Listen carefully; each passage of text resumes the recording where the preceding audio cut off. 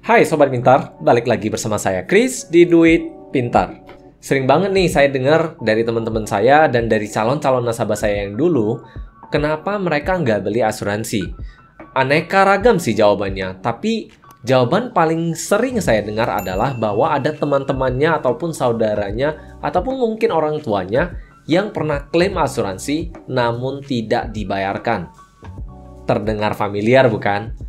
Mungkin Sobat Pintar bisa relate juga kan? Di episode hari ini, saya akan coba kupas tuntas mengapa hal tersebut bisa terjadi. Karena itu adalah hal yang sangat lumrah, sangat lazim, dan sangat sering terjadi. Yang mana tidak seharusnya terjadi. Simak episode ini hingga habis ya.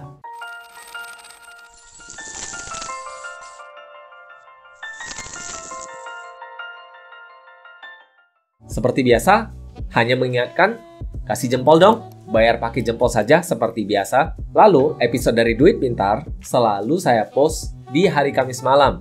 Jadi, Sobat Pintar sudah bisa menikmatinya di setiap Jumat pagi. Langsung kita masuk ke pembahasannya. Kenapa sih klaim bisa tidak dibayar? Padahal pada faktanya, seluruh perjanjian antara si penanggung dan si tertanggung, yaitu si perusahaan asuransi, dengan si yang ditanggung ataupun si pembayar asuransi yaitu pemegang polis sudah tertera hitam di atas putih di dalam buku yang namanya polis. Polis ini adalah kumpulan dari ketentuan dan syarat yang ada di dalam perjanjian di antara kedua belah pihak ini. Yang mana banyak sekali sering di antara kita yang sudah mendengar bahwa kalau yang namanya hitam di atas putih sudah aman, jadi semuanya harusnya sudah beres. Faktanya adalah para penanggung ataupun perusahaan asuransi sudah mengikuti apapun yang ada tertulis di dalam buku polis ini. Namun sering sekali ada pihak-pihak lain yang melanggar ketentuan yang ada di dalamnya. Kita coba kupas tuntas, siapa-siapa saja sih yang bisa melanggar? Pada umumnya nih, berdasarkan pengalaman saya, kalau klaim tidak dibayar, biasanya ada 3 nih masalah utamanya. Masalah pertama ada di agen nih. Masalah kedua ada di nasabah. Dan masalah ketiga ada di dokumen. Saya coba kupas lagi lebih dalam. Kalau agen masalahnya gimana? Biasanya masalah yang ditimbulkan oleh agen adalah ketidakjujuran agen atas apa yang sudah dinilai di lapangan. Jadi agen ini sebenarnya adalah istilah lain sebagai field underwriter ataupun orang yang menilai si calon nasabah. Jadi kalau misalnya nih si agen sudah ke lapangan dan sudah tahu bahwa nasabah ini sakit-sakitan. Namun dikarenakan kejar target, ingin capai untuk jalan-jalan, nasabahnya paksakan masuk. Ternyata data yang diberikan adalah data tidak benar. Dan ketika klaim terjadi, akhirnya klaim tidak dibayarkan.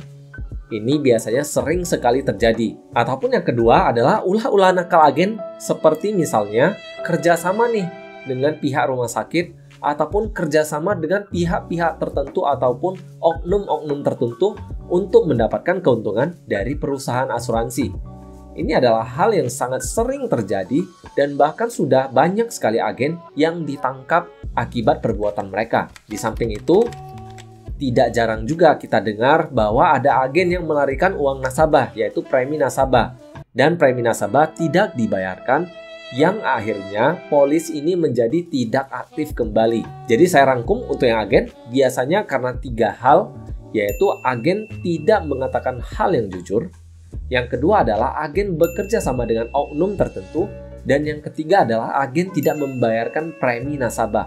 Walaupun di saat ini banyak sih polis yang sudah auto debit dari rekening sendiri. Itu tadi dari sisi agen. Kemudian kita akan coba kupas lebih tuntas mengenai sisi nasabah. Dari sisi nasabah juga sama, plus minus ada 3 juga. Yang pertama adalah nasabah tidak melunasi ataupun tidak melakukan kewajibannya sebagai nasabah, yaitu membayar premi, sehingga polisnya menjadi lapse. Jadi plus minus sama dengan agen tadi.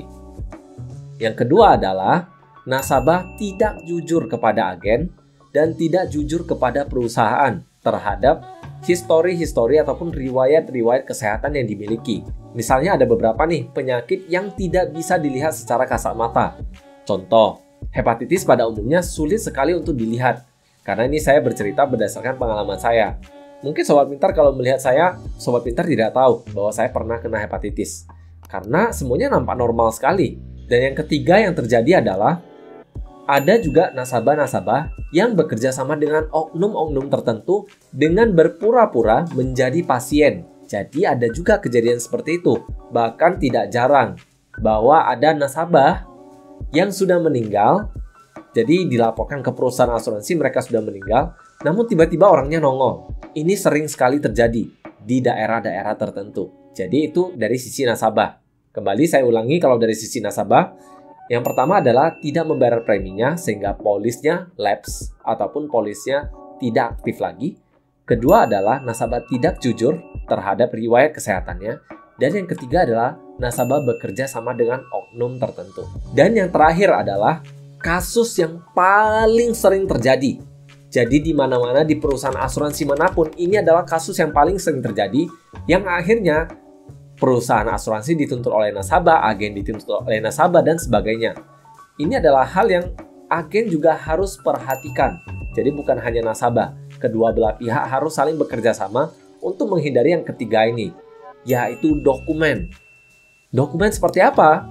Yang pertama adalah yang paling sering terjadi, dokumen tidak lengkap ataupun kurang lengkap. Misalnya, KTP-nya nggak ada nih, atau buku tabungannya tidak ada, atau formulirnya tidak ada, ataupun formulirnya ada tapi belum tanda tangan. Yang kedua misalnya, dokumen kadaluarsa. Ini juga sering terjadi. Untungnya sih sekarang dengan iktp sudah nggak ada tanggal kadaluarsa kan. Tapi mungkin ada sebagian di antara kita yang masih menggunakan paspor ataupun menggunakan SIM untuk masuk asuransi sebagai identitasnya. Sehingga ini menjadi masalah ketika kedua dokumen tersebut mengalami kadaluarsa dan kita hendak melakukan klaim. Yang ketiga adalah dokumen tidak berlaku. Jadi dokumen yang dikirimkan tidak berlaku lagi. Tidak berlaku maksudnya dokumen ini sudah terlalu lama.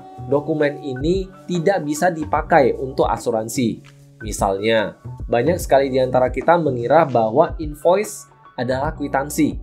Ternyata invoice kan bukan kwitansi. Yang namanya kwitansi kan artinya receipt. Receipt itu adalah kwitansi. Sedangkan invoice hanyalah tagihan. Banyak sekali di antara nasabah kita ataupun agen-agen yang mengajukan klaim menggunakan invoice ataupun kertas tagihan. Kalau kita menggunakan kertas ataupun lembar tagihan, ya artinya nggak bisa dibayarkan klaimnya. Karena tidak ada bukti pembayarannya yaitu receipt. Kalau ada receipt, baru bisa dilakukan pembayarannya. Maka dari pengalaman tersebut, kita bisa belajar bahwa yang dibutuhkan adalah receipt ataupun kwitansi. Jadi saya rangkum kembali untuk yang dokumen. Pertama adalah dokumen tidak lengkap, itu yang paling sering terjadi. Kedua adalah dokumen kadaluarsa. Dan yang ketiga adalah dokumen sudah tidak berlaku lagi. Karena terkadang kita lupa klaimnya, 5 bulan kemudian baru kita klaim, ya mungkin tidak bisa lagi. Karena batas waktu klaim juga ada. Tidak bisa suka-suka hati. Oke, saya rangkum semuanya. Bahwa misalnya klaim tidak dibayarkan dikarenakan 3 hal. Pertama adalah karena agen, yang tadi ada tiga hal lagi yang dilakukan oleh agen. Kemudian oleh nasabah. Jadi dari sisi nasabah juga ada. Dan yang ketiga adalah dari sisi dokumen. Jadi biasanya karena 3 hal ini saja, nggak lebih ataupun nggak keluar dari 3 hal ini. Jadi kalau misalnya Sobat Pintar pernah melakukan klaim asuransi, tulis dong di kolom komentar kalau misalnya pernah diterima klaimnya ataupun ditolak klaimnya. Jadi kan kita bisa berdiskusi seperti biasa. Itu saja episode hari ini. Semoga episode ini bisa memecahkan teka-teki dari Sobat Pintar yang selama ini bermasalah mengurus klaim asuransi. Dan klaim ini bukan hanya untuk klaim asuransi jiwa ataupun kesehatan saja. Ini juga berlaku untuk klaim asuransi rumah, mobil, dan sebagainya. See you in the next episode and bye-bye.